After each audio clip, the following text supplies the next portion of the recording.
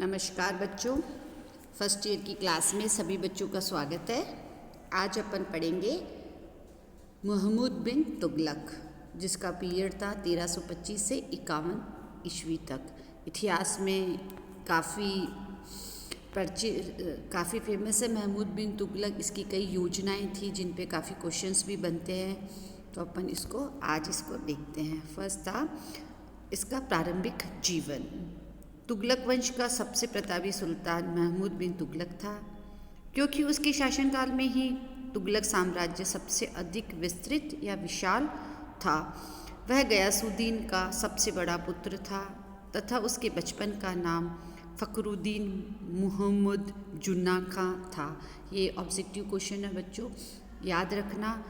महमूद बिन तुगलक के बचपन का क्या नाम था?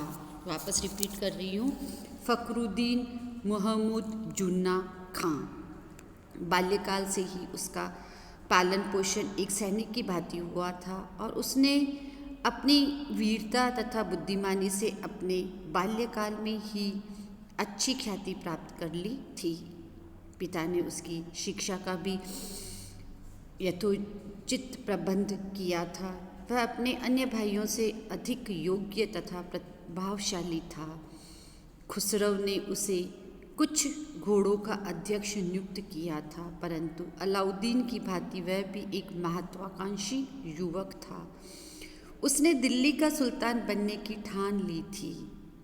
इस उद्देश्य की प्राप्ति के लिए उसने अपने स्वामी खुसरव के विरुद्ध षड्यंत्र रचना प्रारंभ कर दिया और इसमें उसके पिता गाजी तुगलक ने उसका पूरा साथ दिया।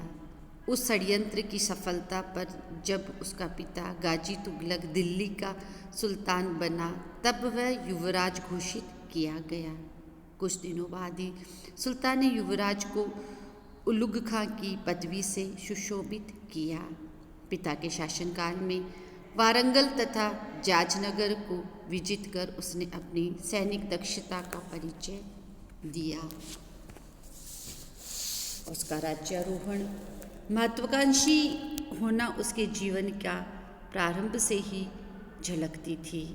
अतः वह अपने पिता को भी अधिक दिनों तक सुल्तान के रूप में नहीं देख सकता था। वह गद्दी पाने को अति आतुर हो रहा था। अतः वारंगल के घेरे के समय जब उसने पिता के मरने की खबर सुनी, तो पराजय से मिलने वाली अपकीर्ति की चिंता न कर वह घेरे को अधूरा छोड़कर दिल्ली आ पहुंचा। पिता को जीवित देख वह मन में बड़ा निराश हुआ। इस असफलता के उपरांत भी वह निरंतर पिता को यमलोक पहुंचाने की ताक में लगा रहा। यह अवसर उसे उस समय मिला जबकि सुल्तान बंगाल विजय कर लौट रहा था। 1325 ईस्वी में उसने अपने पिता का अफगानपुर में वध करवा दिया और इस दुर्घटना के 3 दिन बाद ही वह गद्दी पर आसीन हो गया। उसने अपना राज्यारोहण तुगलकाबाद में करवाया, जहाँ वहाँ 40 दिन निवास कर वह दिल्ली की ओर रवाना हुआ। दिल्ली के लाल किले में उसका राज्याभिषेक बड़े ठाट बाट से हुआ। उसके राज्याभिषेक के विषय में बर्नी लिखता है कि उसके नगर प्रवेश से पूर्व दिल्ली को बहुत सुंदर ढंग से सजाया गया। गुंबदें निर्मित की गई तथा मार्गों को सुंदर वस्त्रों से अलंकृत किया गया। सुल्तान बनने के उपलक्ष्य में राजधानी में ढोल बजाए गए। सुल्तान ने जनता में सोने चांदी बिखेरे। इस प्रकार से उसने अपना राज्यारोहण बड़े ही ठाठ बाट से किया। इससे स्पष्ट है कि जुन्ना खां बिना किसी विरोध के दिल्ली की गद्दी पर महमूद बिन तुगलक के नाम से सुल्तान बन गया। अब विरोध क्यों नहीं हुआ, उसके क्या कारण थे विरोध न होने के? कई इतिहासकार इसे पित्त हंता बताते हैं, यानी पिता को मारने वाला। कहते हैं कि इसने पिता का वध करवाकर दिल्ली का राज्य प्राप्त किया था। जुन्ना खां की कीर्ति जनता में अच्छी नहीं थी। इसके अलावा इसके 3 भाई और जीवित थे, अतः उनके राज्यारोहण के समय विरोध होना स्वाभाविक था। पर ऐसा नहीं हुआ। इसके क्या कारण थे? पहला, महमूद बिन तुगलक अपने चारों भाइयों में सबसे बड़ा था। दूसरा, उसने अपने भाइयों को अपने पक्ष में कर लिया था। महमूद खां तो सुल्तान गयासुद्दीन के समय में ही अफगानपुर में मारा गया था। मजूद खां सौतेला भाई था। आगे जब उसने षड्यंत्र में भाग लिया तो भी उसे मृत्युदंड दे दिया गया। मुबारक खान ने योग्य होते हुए भी उसका विरोध नहीं किया क्योंकि उसे मीर दादद का पद मिल गया था। नेक्स्ट, महमूद बिन तुगलक एक वीर सैनिक था, अतः लोगों को आशा थी कि वह राज्य को सुरक्षित रखेगा। नेक्स्ट, महमूद बिन तुगलक अपने सब भाइयों में अधिक योग्य और प्रतिभाशाली था।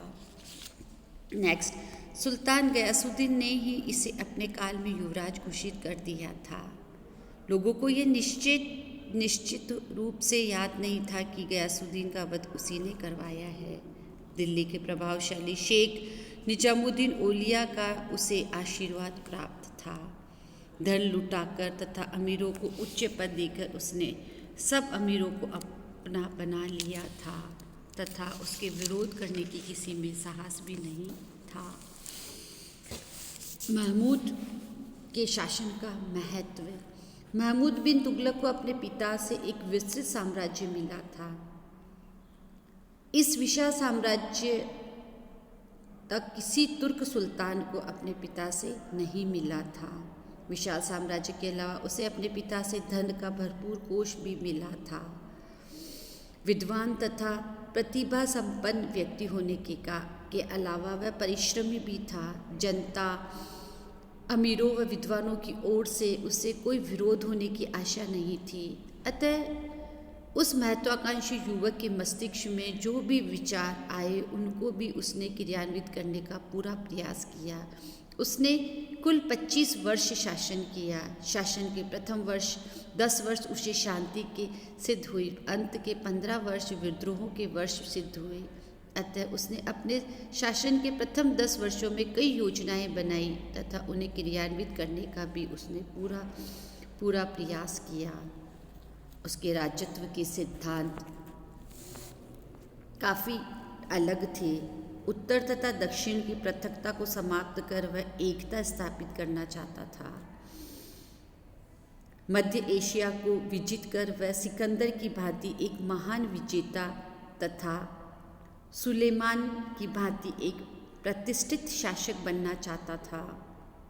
वह भारत की अन्य देशों के साथ चली आ रही राजनीतिक विसंगता को समाप्त करना चाहता था।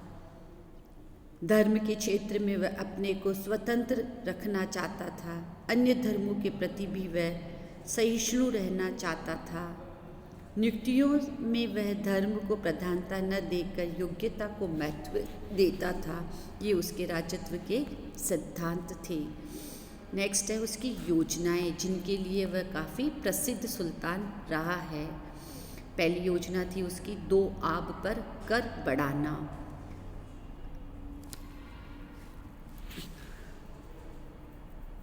बरनी के अनुसार महमूद बिन तुगलक ने 5 योजनाओं को क्रियान्वित करने का प्रयास किया था। उनमें 2 आब पर कर बढ़ाना उसकी प्रथम योजना थी। उसने अपने राज्य की भूमि की पैमाइश करवाई और 2 आब पर भूमि कर बढ़ा दिया।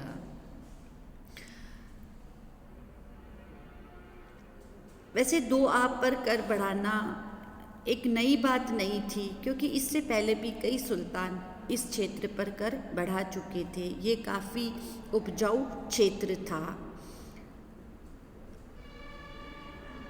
वह कृषकों से पैदावार का 50% लेता था। राजस्व के अलावा उसने मकानों व चरागाहों पर भी टैक्स लगा दिया था। सुल्तान ने इन करों की वसूली में कठोरता भी बरती। अतः इन करों के बढ़ा देने से 2 आब जैसे उपजाऊ प्रदेश के धनी हिंदू भी दरिद्रता से ग्रसित हो गए। हिंदू औरतों को मुसलमान अमीरों के यहाँ निम्न कोटि का कार्य करने को बाध्य होना पड़ा। अभाग्यवश इसी समय दोआब में भयंकर अकाल पड़ा। वर्षा के अभाव में कृषि सूख गई। पैदावार न होने पर भी राज्य कर्मचारी अकाल से पीड़ित किसानों से लगान वसूल करने में नहीं चूके। राज्य कर्मचारियों के अत्याचारों से दुखी होकर दोआब के किसान अपने खेत व गांव छोड़कर अन्य चले गए। लगान की वसूली में जब सुल्तान असफल रहा तो उसके क्रोध का पारा ऊपर चढ़ गया। कई इतिहासकार कहते हैं कि लगान वसूली की असफलता से रुष्ट हो सुल्तान गरीब हिंदुओं को जंगली जानवरों की तरह चुन चुन कर मारने लगा। उन्हें जंगलों में शेरों की तरह घेर लिया गया और उनका कत्लेआम किया गया। इसी कारण कई इतिहासकार उसे रक्त पिपासु भी कहते हैं। ये सत्य है कि अकाल का पता लगने पर सुल्तान ने तबाकी बांट कर कृषकों की सहायता भी करना चाहिए थी, परंतु वह सहायता उचित समय पर नहीं की जा सकी। इसी कारण दोआब में कृषकों का सर्वनाश हो गया। उस सर्वनाश का दोष कई इतिहासकार महमूद बिन तुगलक के माथे मंडते हैं, जो कि उसे भी दोषी ठहराने का प्रयास करते हैं। पर हमें यह विदित होना चाहिए कि महमूद तुगलक ही प्रथम मुस्लिम शासक नहीं था जिसने कि दोआब के किसानों से पैदावार का 1/2 भाग लगान के रूप में वसूल किया था। उससे पूर्व यानी इससे पहले भी अलाउद्दीन खिलजी भी वहाँ से इसी दर पर लगान वसूल कर चुका था। मकान व चरागाहों पर भी वह कर लगा चुका था, पर किसी इतिहासकारों ने अलाउद्दीन की इस नीति की आलोचना नहीं की। अतः मुहम्मद तुगलक का ये कार्य अनुचित नहीं कहा जा सकता। इसके अलावा दोआब पर कर बढ़ाने और भी कई कारण थे, जैसे वह राज्य की आय बढ़ाना चाहता था और दोआब के विद्रोही हिंदुओं को दबाना चाहता था। कारण कुछ भी रहा हो, लेकिन उसने दोआब के प्रदेश को एक तरह से पूरी तरह से बर्बाद कर दिया था। तत्कालीन इतिहासकार बर्नी ने सुल्तान के इस कार्य की कड़ी आलोचना की है तथा उसे सर्वथा इस अपराध से बचाना चाहता है। मेहंदी हुसैन का मत है वो सुल्तान को बाध्य को भूमि कर बढ़ाना पड़ा था, क्योंकि खुरासान की विजय के लिए संगठित सेना को समाप्त कर देने के कारण किसानों की संख्या बढ़ गई थी। इस प्रकार से देखते हैं कि दोआब की जो योजना थी उसकी एक तरह से असफल योजना रही। दोआब के किसानों के सर्वनाश के अपराध में महमूद तुगलक सर्वथा नहीं बच सका। उसे चाहिए था कि अकाल का पता लगते ही वहाँ के किसानों की वह यथोचित सहायता करता तथा कर्मचारियों को कठोर नीति अपनाने से रोकता। इसके अलावा उसे गृह कर तथा चरागाह कर भी नहीं लगाने चाहिए थे, क्योंकि अलाउद्दीन का दृष्टांत उसके समक्ष था। अलाउद्दीन को भी इन करों के कारण बदनाम होना पड़ा था और इसीलिए उसके उत्तराधिकारियों ने इस करों को हटा भी दिया था। इसके अतिरिक्त हम यह भी नहीं मान सकते कि उस समय सुल्तान को धन की आवश्यकता थी, इसी कारण से ये कर लगाए गए हो, क्योंकि जब वह सुल्तान बना था तो शाही कोष धन से परिपूर्ण था, यानी भरा हुआ था। इसलिए सुल्तान को इस कार्य में धन की आवश्यकता हो ऐसा नहीं कह सकते। परंतु उसके कर्मचारियों ने अकाल के समय भी कठोरता से कर वसूल करके उसे बदनाम करवा दिया। इसके अलावा जो सुल्तान ने उस समय निरंकुशता का प्रदर्शन किया था, तो 14वीं सदी के तो सारे सुल्तान भी निरंकुशी सिद्ध हुए थे, लेकिन फिर भी उसकी यह योजना एक तरह से असफल रही थी। नेक्स्ट आगे देखेंगे कृषि विभाग की असफलता। धन्यवाद बच्चों।